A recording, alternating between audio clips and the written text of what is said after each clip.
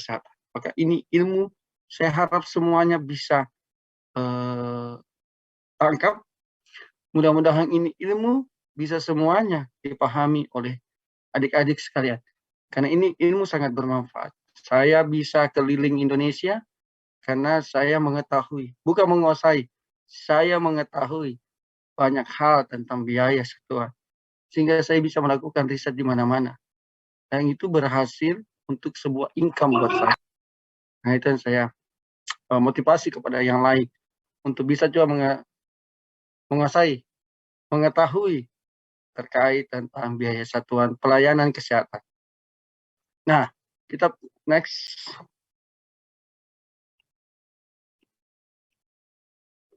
Materi kita hari ini kita akan membahas tentang tujuan. Apa tujuan biaya satuan itu? Bagaimana proses biaya satuan itu dihitung? Outputnya apa? Materinya apa? Relevansi analisis biaya untuk kita pelajari itu kenapa sih kita mempelajari sebuah analisis biaya untuk mengetahui sebuah tarif pelayanan kesehatan? Nah, tujuan peserta memahami tentang kegunaan analisis biaya dan biaya satuan.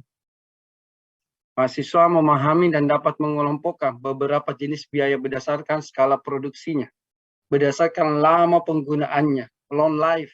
Jadi kalau ada alat, contoh ventilator.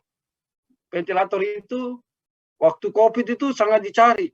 Sekarang itu ventilator mau dikemanakan? Pada saat COVID melandai, bahkan COVID akan berlalu dalam waktu dekat. Maka itu alat mau diapa? Nah, ini juga yang harus kita hitung long life-nya. Jadi long life itu berpengaruh. Semakin lama usia, ya, semakin lama usia alat mendekati harapan hidupnya, maka semakin besar biaya pemeliharaannya. Ya, nah, jadi seperti mobil ambulans, waktu dibeli mobil ambulans harga 600 juta, maka dia akan fit atau segar mobil itu. Tetapi pada saat kita hitung berapa harapan hidupnya 10 tahun. Semakin mendekati usia 10 tahun, semakin banyak kerusakannya yang ditimbulkan. Itu menandakan bahwa usia produktif itu akan berkurang dari lamanya alat kesehatan itu digunakan. Berdampak pada biaya maintenance yang tinggi atau biaya pemeliharaan yang tinggi. Oke, next. Berikutnya, peserta memahami dan dapat mengidentifikasi berbagai komponen biaya. Ada yang dimaksud dengan pusat biaya, ada biaya penunjang, dan ada biaya produksi. Nah, nanti saya jelaskan di slide selanjutnya. Peserta mampu memahami dan dapat menghitung unit cost. Nah, ada namanya biaya kesempatan dan biaya penyusutan. Jadi setiap alat harus kita perhitungkan biaya penyusutannya berapa. Berapa persen penyusutannya itu. Itu disebut dengan inflasi. Ya. Jadi ada biaya inflasi penyusutannya satu barang.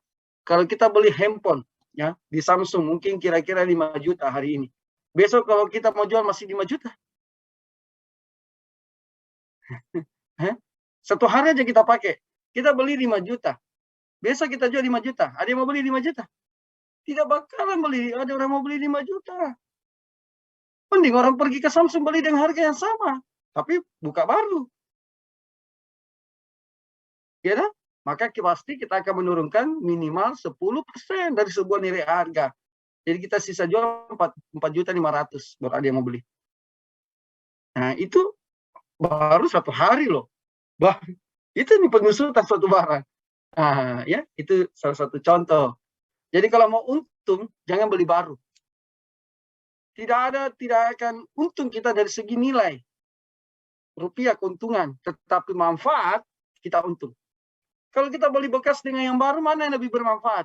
Panjang. Ya lebih baru lah. Kalau lebih baru, kita rawat, kita apa. Saya punya handphone yang sudah usia 5 tahun. Dan masih sangat baik. Saya masih bisa menggunakan semua multimedianya. Nah, 5 tahun, 2017. Eksis. Semua bisa, Zoom bisa, semuanya bisa. Nah, itu menandakan bahwa pemeliharaan ikut berpengaruh terhadap sebuah proses. Nah, begitupun pelayanan kesehatan. Jadi kalau ada alat medis, stetoskop, tensimeter, USG, MRI, alat-alat ronsen lainnya, jika dirawat, itu bisa bertahan jangka panjang, jangka pendek. Tapi kalau tidak ada biaya pemeliharaan yang disiapkan, maka ada konsekuensi barang itu akan tidak dimanfaatkan lagi. Karena tidak ada biaya pemeliharaannya. Maka semakin tinggi harga suatu barang, maka semakin tinggi pula dana kos yang disiapkan untuk pemeliharaannya. Oke. Pasti bingung saya menjelaskan.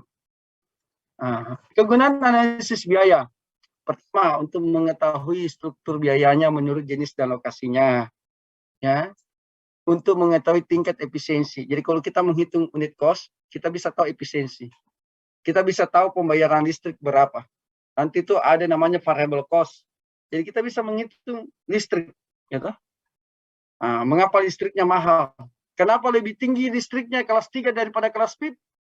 Ternyata lebih karena kalau dihitung, ternyata lebih banyak orang yang menggunakan listrik di kelas 3 daripada kelas PIP. Kalau di kelas PIP, cuma 1 orang penunggunya. Dan relatif dia paham tentang fungsi listrik. Tapi kalau di kelas 3, 1 pasien bisa 5 orang penjaganya. Semuanya punya rata-rata 2 handphone. Berarti ada 10 handphone. Bawa lagi colokan dari rumah. Wah, bagaimana mau efisien? Itu yang terjadi. Yang banyak, sehingga tidak terlalu efisien. Untuk berikutnya adalah mengetahui cost recovery, berapa biaya pemulihan dari sebuah proses pelayanan. Terakhir untuk mengetahui biaya satuannya. Baru kita menetapkan sebuah tarif. Apa itu biaya?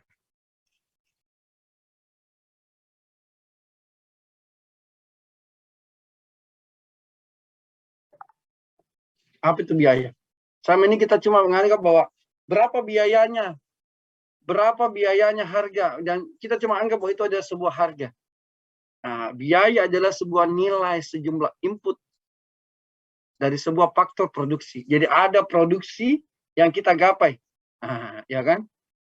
Yang digunakan untuk menghasilkan sebuah produk berupa barang atau jasa. Ada yang sederhananya. Biaya itu adalah sebuah pengorbanan. Jadi selama kita membeli, maka biaya. Biaya tidak akan bisa muncul kalau kita tidak membeli. Karena kita belum melakukan sebuah pengorbanan. Untuk memperoleh sebuah produk, barang, dan jasa tertentu. Jadi kalau kita ke pelayanan kesehatan, kan kita pengorbanan. Karena kita membeli. Sama bukan membeli barang, tapi membeli jasa. Kita ke pasar, biaya. Kita naik motor, biaya. Bahan bakar, kan? Kita kemanapun ada biaya yang ditimbulkan. Oke. Ada yang bilang, enggak Pak. Ada juga yang tidak pakai biaya. Contoh kita ke kampus, tidak usah naik motor, tidak usah naik mobil. Tapi kita cukup jalan kaki. Tapi kan jalan kaki ngos-ngosan, pasti beli mineral umpamanya, atau aqua. Ya biaya juga itu. Ya kan? Apa lagi? Naik sepeda Pak. Ya naik sepeda pasti ya ada dong biayanya. Minimal biaya pompa angin. Banyak. Atau beli air mineral agar tetap fit sampai tujuan. Itu sebuah biaya untuk mendapatkan sebuah nilai manfaat. Pusat biaya adalah unit yang terdapat dalam rumah sakit yang menggunakan anggaran untuk melaksanakan fungsinya. Jadi yang dimaksud pusat biaya adalah semua yang memiliki unit dalam pelayanan di rumah sakit. Contoh, UGD, itu pusat biaya. Apalagi, poliklinik, pusat biaya. Kamar operasi, pusat biaya. Nah, pertanyaannya, kenapa kamar jenazah pusat biaya, Pak Ratno? Karena ada biaya pemulasaran jenazah yang harus ditanggung keluarga pada saat jenazah masuk, diperlakukan, dikafani sesuai dengan ketentuan agama masing-masing jenazah. Seperti itu toh. Nah, dipetikan, diapakan, bahkan sampai diantarkan sampai ke rumah. Itu pusat biaya.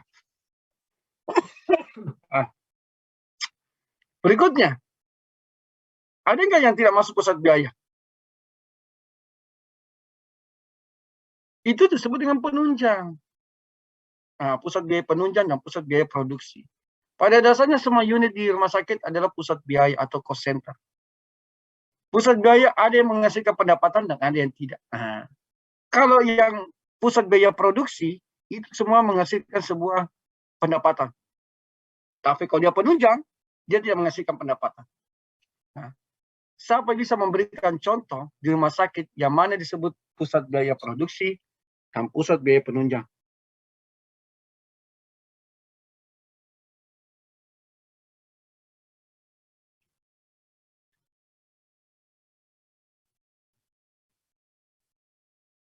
Kalau toiletnya itu masuk bea unit penunjang, Kakak? Apa? Toilet? Iya, Pak. Bisa. Yang toilet umum ya. Apalagi? Jadi yang dimaksud dengan unit produksinya itu adalah unit yang memberikan pelayanan langsung kepada pasien. Contoh UGD, orang sakit masuk poliklinik, kamar operasi, dan semuanya. Semua yang memberikan layanan medis, pusat produksi.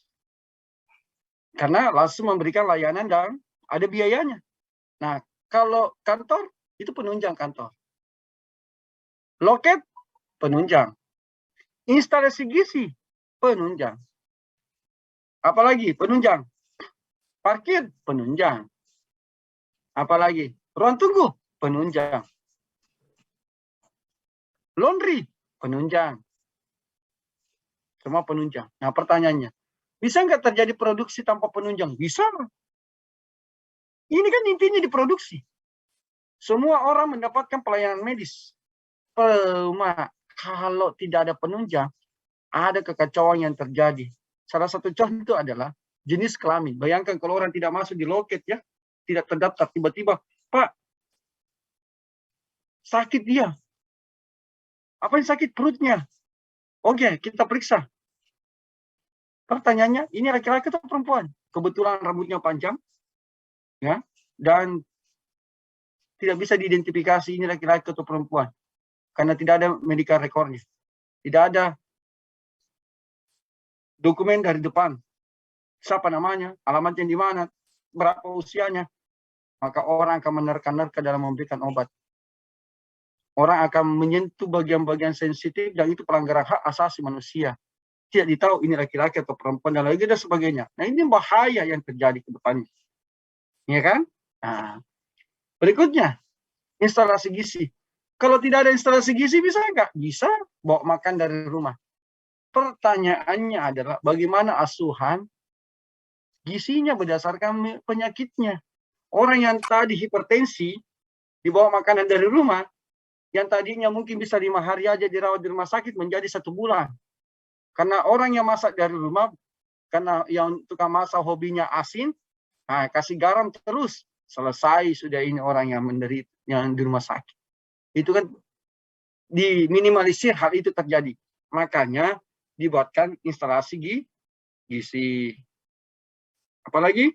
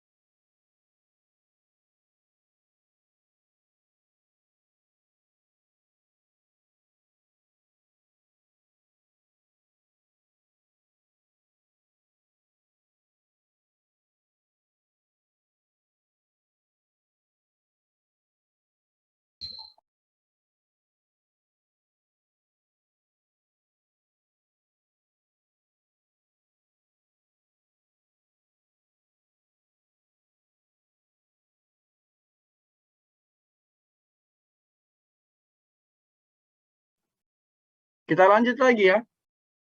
Nah, berikutnya adalah jenis biaya. Ya, ada keperluan untuk analisis.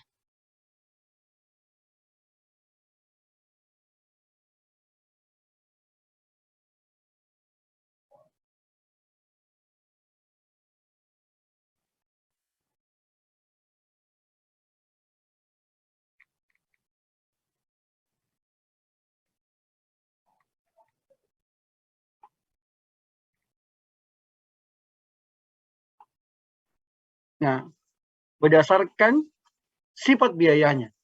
Jadi dianalisis berdasarkan sifat biayanya. Yang dimaksud dengan sifat biayanya adalah tiga. Berdasarkan pengaruh pada skala produksinya. Unit penunjang atau unit produksinya. Berdasarkan long life-nya. Masa harapan hidupnya. Ada cuma masa pakainya. Kalau masa pakainya 5 tahun, long life-nya 10 tahun, maka masih ada 5 tahun penggunaannya. Nah, sekarang pertanyaannya, Pak, kalau kita rawat, tapi dia melewati tahunnya, bagaimana? Saya disarankan dijual.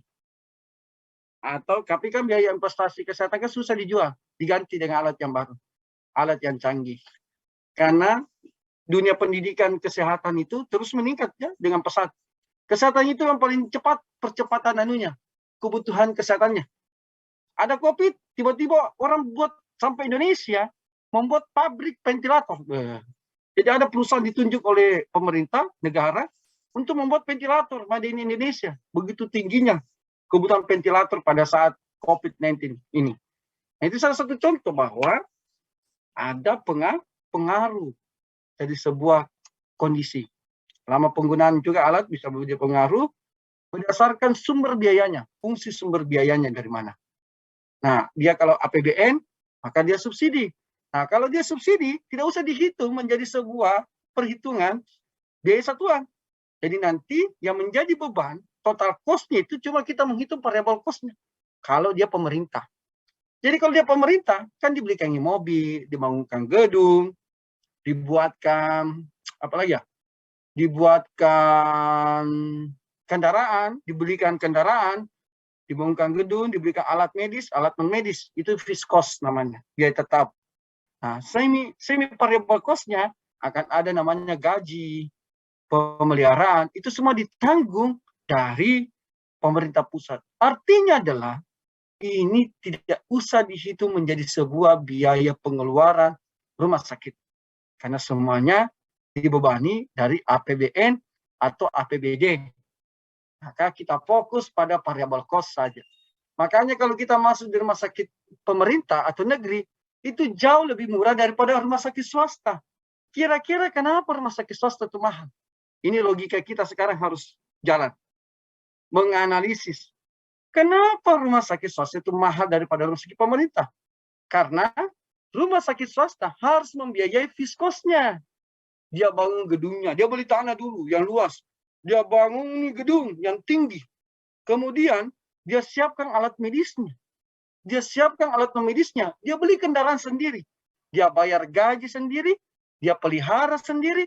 Dan dia keluarkan biaya operasional untuk bayar listrik, air, telepon, dan lain sebagainya. Wajar dong kalau mahal. Tetapi kalau dia rumah sakit pemerintah, itu kan disubsidi komponen yang lainnya. Maka dia murah.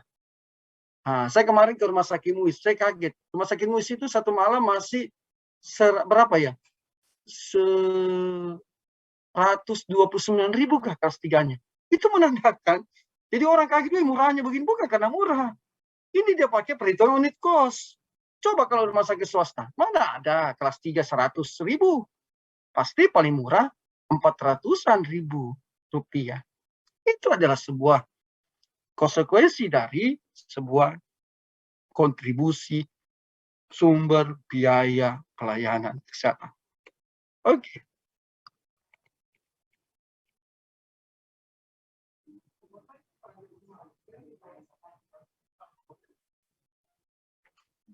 Berikutnya, biaya berdasarkan pengaruh pada skala produksi. Dibedakan menjadi dua. Ada namanya biaya tetap, ada namanya biaya variabel. Biaya tetap atau fixed cost adalah biaya yang besarannya tidak akan pernah dipengaruhi oleh skala produksinya. Semakin banyak orang di dalam,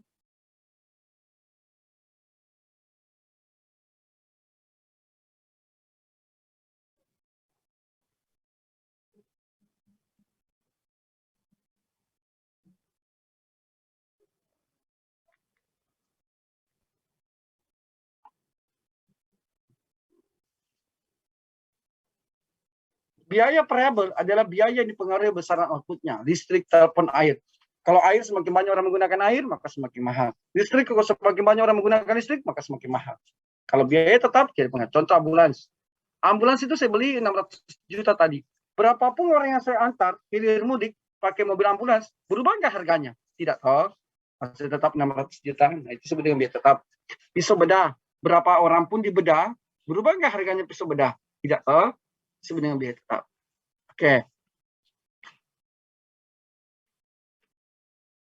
Nah, biaya berdasarkan pada lama penggunaan. Ada namanya biaya investasi, yang ada namanya biaya operasional.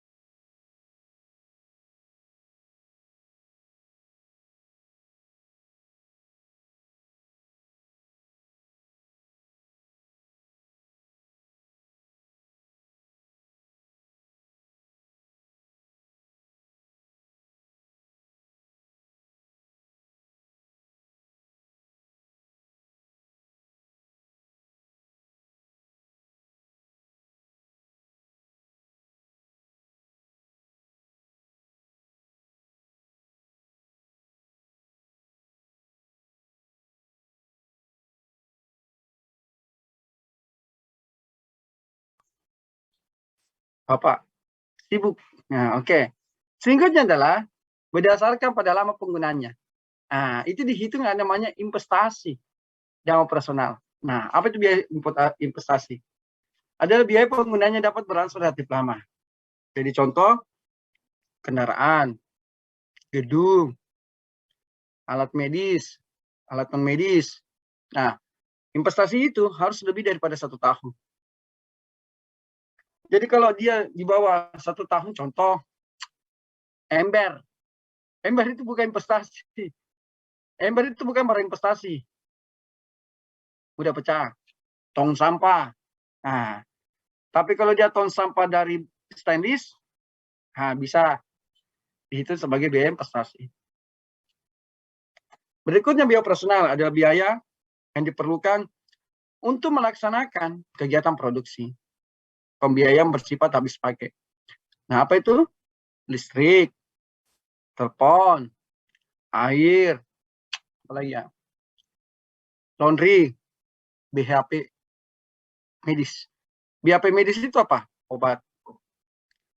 Dia barang tapi habis. Contoh, kalau kita minum obat, bisa nggak dikembalikan obatnya?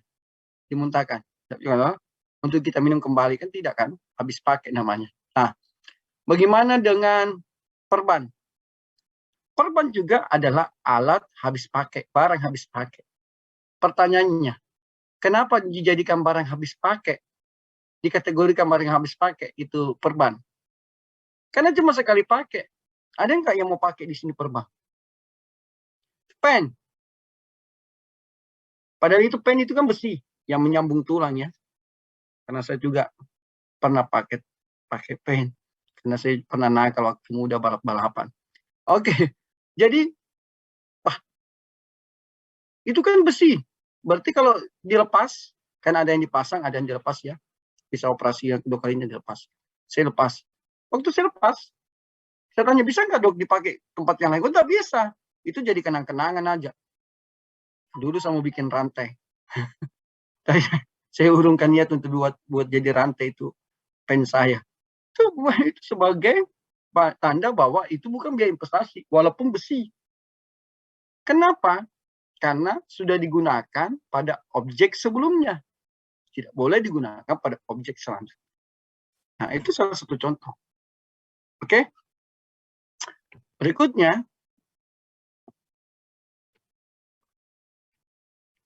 nah, ada disebut dengan biaya langsung dan biaya tidak langsung.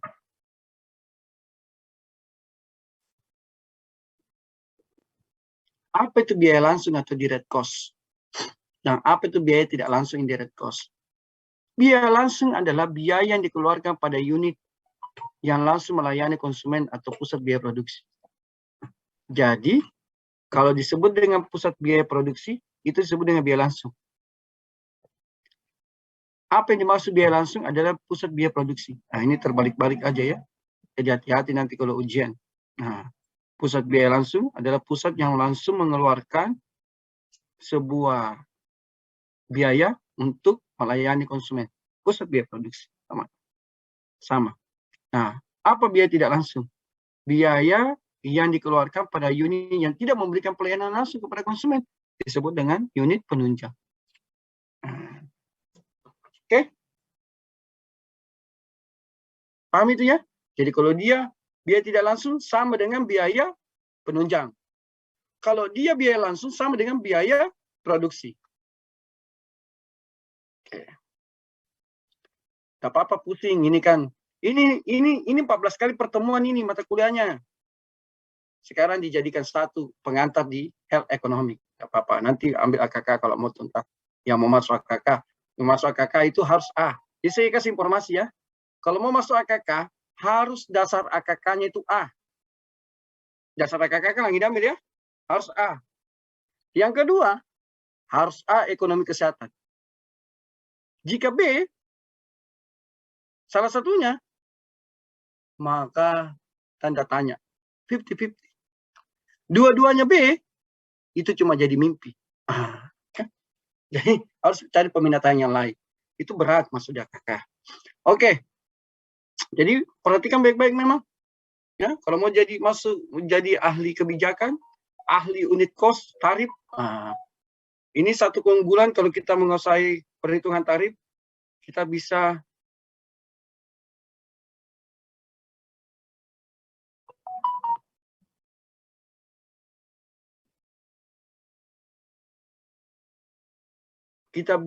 menghasilkan sebuah income. Ya, kita bisa terbang ke sana kemari, dijadikan konsultan, dibayar lagi. Baru bukan bayar 1 juta, 2 juta, bisa dibayar sampai ratusan juta untuk membuat sebuah tarif pelayanan rumah sakit. Satu keunggulan. Oke? Nah, ini yang harus kita banyak belajar. Belajar itu sama Prof. Alimin. Prof. Alimin itu adalah mantan dekan FKM di Unhas. Dia yang ajak saya untuk gabung dengan timnya. Dan saya 2 tahun tinggal di rumahnya untuk jadi asisten dia. Itu pembelajaran yang banyak beragam. Beliau sekarang lagi di Bontang. Bayangkan. Di Bontang. Padahal ada di Umur. Tapi orang Bontang pilih profesor. Iya kan? Karena dia lebih ahli daripada saya. Kenapa saya katakan ahli? Karena saya belajar sama dia. Saya tidak boleh mengatakan bahwa ilmu saya sama dengan Prof. Alimin. Walaupun saya mengetahuinya. Saya harus hormat kepada guru. Begitulah tanda jasa seorang murid kepada gurunya. Sehingga itu ilmunya akan kekal dan abadi. Oke? Nah, pengertian biaya satuan kita sudah masuk unit cost. Unit cost adalah jumlah biaya yang dihitung untuk satu produk barang atau jasa. Jadi kalau menghitung unit cost, Itu satu jenisnya. Contoh rawat inap. Jangan rawat inap digabung dengan rawat jalan, tidak bisa. Rawat inap sendiri, rawat jalan sendiri. Jadi kalau rawat inap, nah kita hitung perawatan inap, apa komponen yang ada di dalam. Itu disebut dengan total cost. Kalau kita hitung fixed cost tambah semi variable cost tambah variable cost, itu disebut dengan total cost 1. Nah, inilah yang dipakai oleh rumah sakit swasta untuk menghitung sebuah tarif pelayanan kesehatannya. Karena semua biaya dibiayai. Dia biayai sendiri, tidak ada subsidi. Nah, bagaimana dengan total cost 2? Semi variable cost ditambah variable cost. Nah, ini semi swasta dan semi pemerintah. Bagaimana kalau dia cuma variable cost, total cost 3? Nah, ini rumah sakit pemerintah full. Nah, ini yang kita pakai total cost 3 atau variable cost 3 untuk menghitung rawat inap, menghitung rawat jalan, menghitung kamar operasi, menghitung unit-unit yang lainnya. Biaya satuan diperoleh dari biaya total atau total cost dibagi dengan produksi jumlah kuantiti. Kuantiti itu adalah jumlah tindakan atau jumlah pasien. Semakin banyak jumlah pasien, maka semakin banyak pembagi dari total cost itu. Ingat bahwa rumah sakit itu tidak boleh mencari sebuah profit atau keuntungan, tetapi dia mencari sebuah pendapatan. Berbeda dong keuntungan dengan pendapatan. Kalau kita melakukan keuntungan, maka ada fraud yang potensi terjadi atau kecurangan. Tapi kalau kita mencari pendapatan, betul-betul murni karena jasa pelayanan. Karena di unit cost ini, kita akan menghitung namanya relative value unit. Nah, menghitung sebuah jasa pelayanan kesehatan. Jadi kalau orang menyuntik, saya pernah menghitung, sekali menyuntik 3.000 rupiah. Semua dokter protes, puskesmas ke saya. Bagaimana? Pak Ratno, murah sekali 3.000. Saya bilang, sampaikan ke saya, apa susahnya menyuntik? Hah? Ambil sepoit, ambil alkohol, ambil kapas, suntikan orang. Tidak susah. 3.000 itu wajar. Tapi coba kalau Anda melakukan sirkumsisi atau menyunat, wah, itu sampai ratusan ribu. Itu wajar. Karena ada risiko. Bebannya lama. Penuh kehati-hatian dan lain sebagainya. Nah, oke? Nah, itu caranya, rasionalnya. Akhirnya kadang kalau mereka komplain, saya kasih naik 2.000. Jadi 5.000 aja. Satu kali menyuntik. Itu. Oke. Semakin banyak orang yang mendapatkan pelayanan, semakin terbagi total cost-nya, maka semakin murah. Nah, ini rumusnya. Total cost sama dengan dibagi dengan output. Jadi kalau umpamanya total biayanya itu adalah pelayanannya adalah 1 miliar, 1 miliar ini dibagi dengan total outputnya. Kalau outputnya 5.000 orang dilayani dalam 1 tahun, dibagi sudah 1 miliar itu dibagi dengan 5.000 orang. Nah, oke? Itu disebut dengan unit cost. Itu belum jadi tarif. Karena untuk menjadi tarif ada tambahan instrumen adalah kebijakan. Nah, baru total cost. Bagaimana cara mendapatkan total cost? Nah, ini fixed cost ditambah variable cost, investasi cost dibagi operational cost, direct cost ditambah dengan indirect cost. Apa itu direct cost tadi? Biaya langsung. Apa itu biaya langsung? Pusat biaya produksi. Apa itu indirect cost? Biaya tidak langsung. Apa itu biaya tidak langsung? Biaya penunjang. Oke? Nah, apa itu biaya investasi?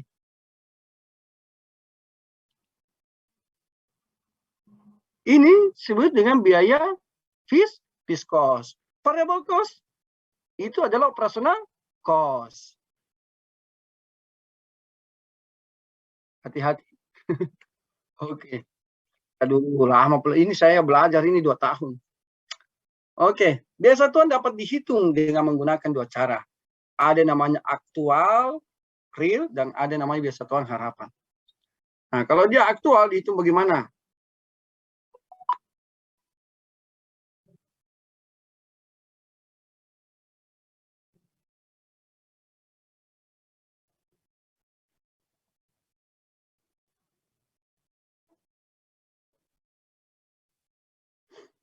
Nah, bagaimana? Berdasarkan pengeluaran biayanya terhadap produksinya seperti apa? Itu disebut dengan real. Nah, inilah yang kita hitung kalau realnya sekian. Ya, itu disebut dengan real. Dapatnya cabut gigi adalah 100.000 rupiah. Nah, dihitung karena berdasarkan pengeluarannya, total cost dibagi quantity. Nah, bagaimana kalau dihitung berdasarkan harapan? Dihitung berdasarkan pengeluaran menurut standar baku dan menurut kapasitas yang tersedia. Tidak memperhitungkan apakah produk itu dibeli atau tidak. Nah, berarti kita tidak melihat dari aspek kuantitinya berdasarkan jumlah orang yang ditindaki, tapi prediksi kira-kira orang ditindaki itu kira-kira berapa orang. Nah, itu yang kita pakai. Nah, itu makanya yang real yang lebih bagus kita gunakan daripada normatif. Kalau normatif itu kita pakai asumsi. Nah, apa itu biaya penyusutan? Nah, ini menarik. Jadi kita perlu menghitung sebuah investasi nilai suatu barang. Bahwa barang itu pasti akan menyusut harganya. Handphone aja menyusut. Tadi saya beli 5 juta. Besok saya jual kalau 5 juta tidak bakalan ada beli. Kalau ada yang beli, berarti gangguan itu. Saya ada orang beli. Kalau dia mau orang normal, dia akan beli. Kenapa? Saya pergi di Samsung sama harganya. Baru lagi. Buka segel. Ya, nah, maka harus saya kurangi harganya. Minimal 10%. Kalau 10% saya kurangi harganya, pasti banyak yang mau beli. Ya dah? Nah, lihat itu. Salah satu contoh bahwa harga itu ada menyusut. Biaya penyusutan adalah biaya yang timbul akibat terjadinya pengurangan nilai barang investasi atau aset sebagai akibat dari penggunaan dalam proses produksi. Oke. Dalam analisis biaya penyusutan harus dihitung dalam upaya menyebar biaya investasi dalam beberapa satuan waktu. Nah, ini disebut dengan ada rumusnya menghitung biaya investasi. Ada namanya AIC, Analysis Investment Cost.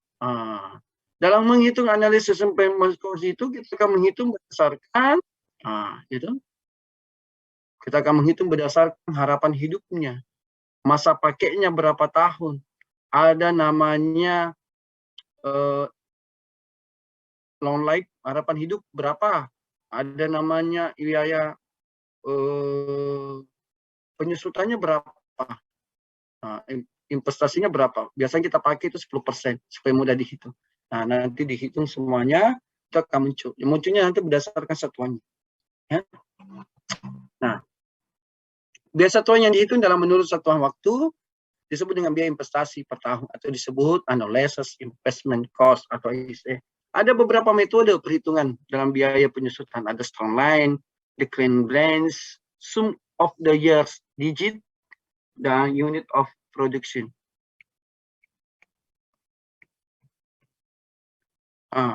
Ada 4 langkah menghitung biaya satuan. Identifikasi dulu pusat biayanya, produksinya seperti apa, mengumpulkan data biaya, data output, dan data dasar alokasi pembobotan.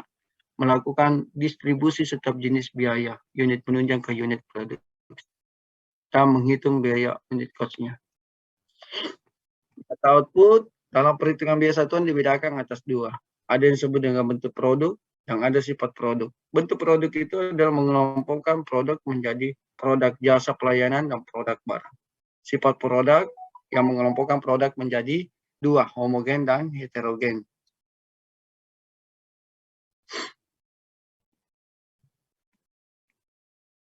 Tarif adalah harga jual yang ditetapkan oleh penjual dan ditentukan atas dasar besarnya biaya satuan. Oke, tarif itu. Tarif dengan biaya satuan atau hitungan unit cost. Kalau kita tadi dapat 100.000 cabut gigi, ditambah dengan kebijakan keuangan. Kenapa ditambah kebijakan keuangan? Karena ada namanya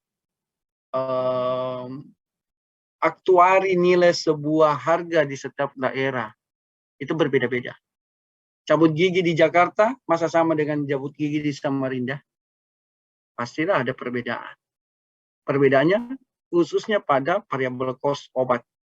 Obat yang digunakan. Harga spoid yang ada di Jakarta dengan yang ada di Samarinda sama nggak harga spoid?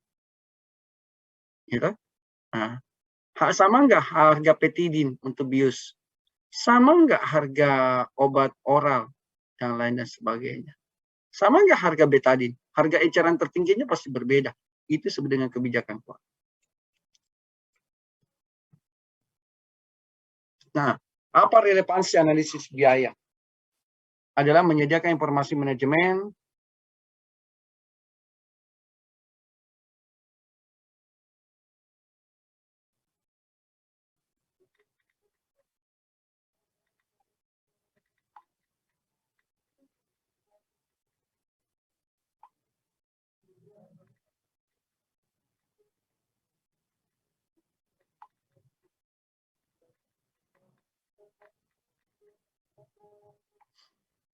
Yang kedua, menyediakan informasi untuk menetapkan tarif, menyediakan informasi untuk pengembangan dalam persaingan. Nah, jadi kalau mau melawan persaingan, kan ini pelayanan kesehatan sangat pesat ya. Salah satu indikasi untuk kita bisa bersaing secara sehat adalah kita menggunakan perhitungan tarif menggunakan unit cost. Pertanyaannya, apakah semua rumah sakit di Samarinda sudah menghitung unit cost? Itu belum tentu. Banyak rumah sakit yang tidak menggunakan. Dia cuma menggunakan normatif saja. Dia tidak menghitung berdasarkan real cost-nya. Nah, tapi dia normatif, dia pakai. Normatif gampang. 1 kali visit dokter, bayarnya 250.000. 1 kali makan, rawat inap, sekian. Di total, kalau masuk di kelas VIP, bayarnya 2 juta 1 malam. Ya betul, hitungannya begitu. Tapi tidak begitu dalam unit cost. Karena ada namanya listrik, ada namanya air yang digunakan, ada namanya laundry, karena dibersihkan itu tempat tidurnya. Nah, itu yang harus dihitung, itu diganti spraynya juga, dicuci, itu harus dihitung. Nah, kadang orang yang menghitung secara normatif, tidak menghitung komponen-komponen itu sebagai komponen pembiayaan. Nah, kalau menghitung unit cost, oke. Sekian dan terima kasih. Saya mau kasih contoh cara menghitung unit cost.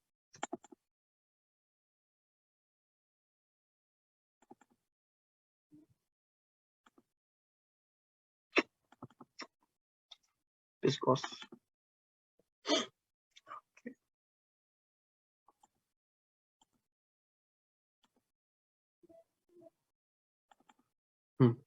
Sudah lihat di layar ya?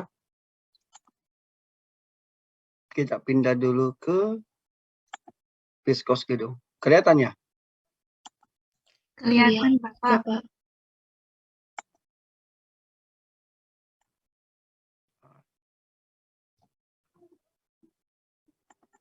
Nah, ini coba kita hitung analisis investment cost.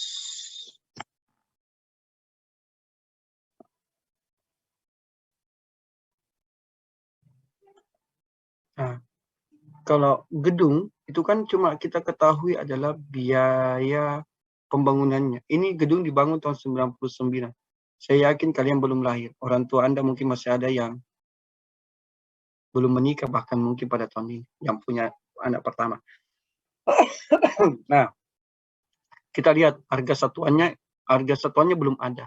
Jadi kalau kita bangun rumah, nanti tanya bapaknya kalau pulang rumah, Pak, waktu dibangun ini rumah berapa? Ada yang bilang 400 juta, nak. Bisa nggak, Pak? Saya tahu berapa harga kamar saya. Tidak bisa, toh? Karena ini uang cuma dikasih tukang, dibelikan bahan, habis. Ternyata menggunakan rumus ini kita bisa tahu. Oh, kamarnya Melisa dengan luas 3x3, sekian biayanya dari 400 juta. Semakin luas ruang kamar, maka semakin mahal biayanya. Ini bisa. Nah, caranya begini. Harga satuan. Jadi dimulai unit cost itu selalu menjumlah.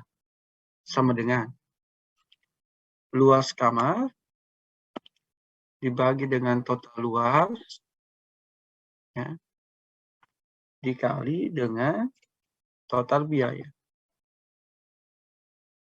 Nah, jadi kamar Melisa dengan ukuran 300 meter itu menghabiskan uang 61 juta.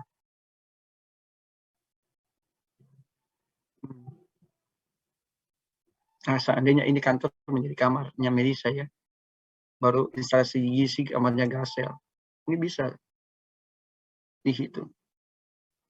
Nah, ini caranya hitung lagi, dibagi, tapi harus ada jumlah luas kamar dulu. Kamarnya A, kamarnya kalau kita bersaudara 4, Ani, Anu, ini, pamannya, nah, itu semua namanya ada ya. Harus ada luas kamarnya, termasuk kamarnya ibu dan bapak, luas kamarnya ada. Termasuk juga kamar kecil, kalau ada kamar kecil umum. Harus dikali dengan total biaya. 20 juta. Ya, nah, kalau kita tarik, itu akan value. Tidak. Nah, ada cara untuk cepat. Dengan bagi luas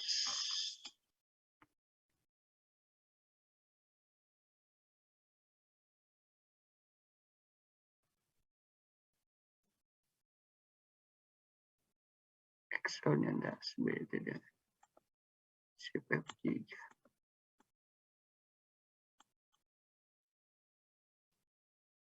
Tidak compatible dan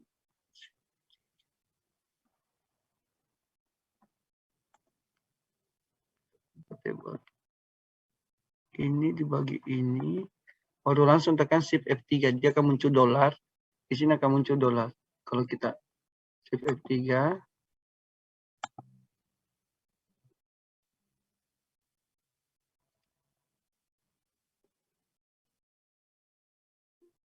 shift F3 dikali dengan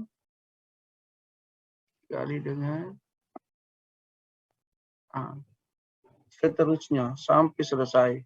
Itu bisa ditarik turun ke bawah. Nah, artinya itu begini. Ya kan? Nah, ini terdistribusi kan? Nah, sekarang apakah dibagi demokratis ini bangunan 400 juta? Ternyata tidak. Terkecuali luas ruangannya sama. Contoh kalau saya kasih luas ruangannya sama, jadi 300 di sini. Nah, harganya sama tuh. Tapi selama dia tidak sama harganya, maka dia akan berbeda. Maka dia terbagi bukan secara demokratis, tapi dia terdistribusi secara proporsional. Semakin luas ruangan, maka semakin mahal biaya bangunnya. Betul nggak? Masuk akal tuh? Sesuai teori kan? Nah, begitu juga. Jadi kalau bangun rumah, di rumah, semakin luas bangunannya, pasti siapkan uang yang lebih besar. Bohong tukannya itu kalau dia bilang murah ini, begini, cerita itu. Caranya cerita. Masa lebih mahal kamar yang luasnya cuma 300 ketimbang yang 500 luasnya. Luasnya meter bujur sangka. Kan tidak masuk akal itu. Tapi ada juga mengatakan, wah bagaimana caranya? Saya langsung ganti tukannya sih kalau begitu. Tidak masuk akal caranya menghitung. Iya kan? Karena kita sudah paham tentang itu. Nah, apa itu masa pakai? Masa pakai itu adalah tahun sekarang, kalau kita coba ganti 2022, sama dengan 2022 dikurang dengan tahun 19. Sudah 23 tahun dibangun. Nah, sekarang kenapa kalau ditarik lurusin langsung bisa? Karena dia sejajar. Jadi kalau di Excel itu kita menghitung sejajar, bisa ditarik turun, langsung turun ke bawah. Tetapi jika dia harus berbeda kolom, maka itu harus diikat dengan Ctrl Shift F3. Jadi dia akan muncul tanda dolar. Maka itu sudah terikat. Nah, kalau dia sudah terikat, kita tarik turun, dia akan menyesuaikan dengan tabel yang ada di atasnya. Oke? Nah, begitu. Masa hidup, coba kita lihat. Ya, nah, ini kan cuma belinya 61, bangunnya 61 juta. Biaya investasinya sudah 18 juta loh. 1 tahun ini. Karena sudah semakin mendekati usia harapan hidup. Ya, nah, coba kalau saya taruh di sini 30 tahun. Contoh. Sudah setengah dari harga biaya bangunnya. Maka rekomendasi saya adalah bongkar. Apalagi kalau bangunan itu sudah lewat dari usianya 50 tahun. Ini ya contoh. Jadi wajar itu kalau bangunan-bangunan Belanda itu memang artistik tapi bahaya, bisa rubuh. Sudah. Kita harus memelihara dia 239 juta padahal waktu bangunnya cuma 61 juta. Lebih 20 tahun daripada masa hidup. Banyak. Nah, maka biasanya dilakukan pemugaran untuk memperkokoh. Jadi ada bangunan ikoniknya tetap dipertahankan tapi diplester kah apa ditambah apanya. Nah, ini biayanya. Rugi dong. Ini biaya IC-nya ada pemeliharaan yang disiapkan. Yang kan. Oke. Bisa paham itu ya? Nah, bagaimana cara mencari rumus investasi? Mencari investasi gampang. Harga satuan ya, dikali dalam kurung 1 ditambah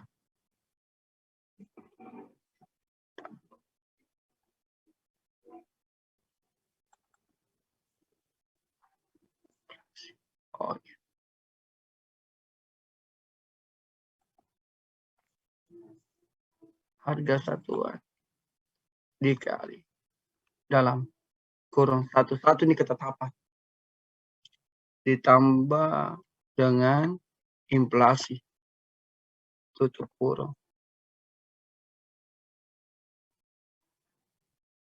pangkat sip 6 ya, kalau begini pangkat T bagi L non-life. Nah, 18 juta. Nah, sekarang pertanyaannya, bagaimana caranya bisa tahu Paratno masa hidupnya itu adalah 30 tahun? Karena dia konstruksi beton. Jadi kalau bangunan konstruksi beton, kita harus taruh dia usianya panjang. Tapi kalau dia konstruksi kayu, maka ada risiko untuk lapuk, ada risiko untuk rubuh, ada risiko untuk apalah, macam-macam lah. Jadi perlu kita masukkan di sini tidak lebih daripada 15 tahun. Tapi kalau dia terbuat dari konstruksi beton, kita bisa taruh 30 sampai 50 tahun. Tergantung apa rekomendasi dari konsultan dan kontraktor pembuat bangunan tersebut. Oke? Nah, sekarang inflasi, penyusutan. Penyusutan itu adalah nilai dari sebuah harga di setiap daerah berbeda-beda. Antara 7, 8, 9, 10%. Nah, untuk memudahkan dihitung, kita pakai 10% sebagai nilai penyusutannya. Jadi semakin lama usia barang, semakin tua usia bangunan, semakin tua usia kendaraan, maka semakin besar biaya AIC-nya. Analysis Investment Cost. Analysis Investment Cost ini nantilah yang dibawa menghitung biaya investasi di semi variable cost. Ya. Nah, nanti di semi variable cost kita akan bisa hitung berapa biaya pemulihannya. Oke? Ada pertanyaan sampai di sini? Oke. Oh ya, silakan Gasel. Baik, terima kasih Bapak atas kesempatannya. Sebenarnya saya ingin bertanya yang mengenai rumus tadi Bapak yang mencari unit cost itu kan tadi total cost dibagi total output. Nah, lalu tadi ada juga rumus yang warna kuning-kuning itu Bapak, beberapa rumus untuk mencari total cost. Nah, dari ketiga rumus itu kan sama-sama mencari untuk total cost Bapak, apakah untuk mencari total cost itu sendiri bisa memilih dari salah satu di antara tiga itu, atau bagaimana ya Bapak? Seperti yang Bapak contohkan ini kan mencari Ini belum total total cost. Bukan total cost ini. yang fixed cost kan Bapak? Ya, ini cuma Tapi menghitung belum biaya ditambahkan dengan variabelnya. Nah, itu untuk menghitung. Ini baru awal ini. Kalau kita mau menghitung total cost, kita harus menghabiskan 68 tabel. Ini tabel pertama. Ya, ini kan 14 kali pertemuan ini. Cuma saya singkat-singkat aja berikan contoh aja ini. Gambaran bahwa ini materi sangat ideal. Kalau ini digunakan, maka tarif di rumah sakit itu pasti sesuai dengan neraca keuangannya. Nah, saya sudah jelaskan tadi bahwa menghitung total cost itu ada 3. Ada TC1, ada TC2, dan ada TC3. Kalau kita menghitung TC1, maka ada 3 yang kita harus hitung. Fixed cost, semi variable cost, dan variable cost-nya. Dihitung jadi total cost 1. Ini kalau rumah sakit swasta. Kalau dia total cost 2, kita cuma menghitung semi variable cost dengan variable cost-nya. Tidak dihitung lagi fixed cost. Ini semi swasta dan semi pemerintah. Kenapa saya katakan semi swasta? Karena ada juga rumah sakit swasta yang dapat subsidi. Contoh, rumah sakit yang bernuansa agama. Contoh, rumah sakit Muhammadiyah. Itu dapat subsidi dong dari Muhammadiyah. Ke rumah sakit NU dapat, rumah sakit Kristen itu dapat bantuan juga dari asosiasinya apa dan sebagainya. Itu kan dapat toh. Nah, berarti kan tidak usah dihitungkan dari subsidi. Nah, bagaimana yang TC3 variable cost? Nah, kalau dia variable cost itu murni bahwa itu adalah pemerintah. Karena semua komponen fixed cost dan semi variable cost itu ditanggung oleh pemerintah. PNS kan digaji sama siapa? PNS bukan digaji dari rumah sakit. Sama saya. Saya itu digaji bukan dari UKT kalian loh. Berapapun kau bayar UKT-mu, berapapun bayar SPE-mu tidak berpengaruh pada gaji saya. Ini harus diluruskan juga. Jangan sampai dia bilang, ada mahasiswa mengatakan, wah, semakin tinggi UKT, semakin tinggi SPI, semakin kaya dekan, semakin kaya WD, dan semakin kaya dosen. No, tidak ada hubungannya. Ya, no? Cuma dengan uang yang banyak, saya bisa melakukan banyak hal di fakultas. Itu. Ini hari mau dipasang CCTV 12 unit di gedung perkuliahan. Berarti kalian semua kan terpantau dari handphone saya. 12. Semua. Sudut kanan, sudut kiri, sudut selatan, timur, utara, selatan. Ada semua. Ya. Barat, ada semua. CCTV nanti 12 unit. Nah itu dari SPI. Nah itu saya. Bukan berarti itu ya. Nah itu. Nah maka yang saya hitung adalah variable cost. Listrik, telepon, bayar maintenance lift, ya, bayar maintenance AC, dan lain sebagainya. Oke? Nah itu variable cost 3, total cost 3 yang dipakai itu. Nah, kita pindah dulu ke kendaraan. Saya sudah 70 menit ngomong, apa-apa saya tambah lagi sedikit. Karena saya juga, janjian saya juga pas jam 10.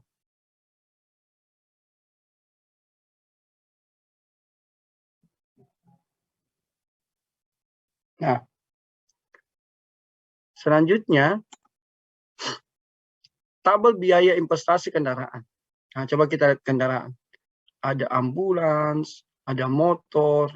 Nah pertanyaannya, Pak Ratno, kenapa motornya tidak digabung saja jadi satu, kan sama-sama motor? Oh tidak bisa. Beda merek, beda harga. Satu merek saja beda tahun, itu juga harus dipisah. Karena tahun membeli berbeda dengan tahun yang pengadaan. Jadi kalau dia tahun 2020 ada satu kendaraan, 2021 ada satu kendaraan, maka harus dibeli, harganya berbeda-beda. Nah, itu bisa ya kan, seperti ini. Nah, dihitung biaya maintenance-nya juga sekian.